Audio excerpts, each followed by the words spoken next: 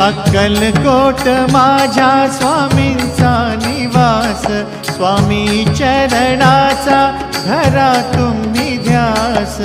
अक्कलकोट माझ्या स्वामींचा निवास, स्वामी चरणांचा धरा तुम्ही ध्यास. जारे जारे सारे स्वामी दर्शनाला, स्वामी पूजनाच्या सोहळ्याला, स्वामी पूजनाच्या सोहळ्याला.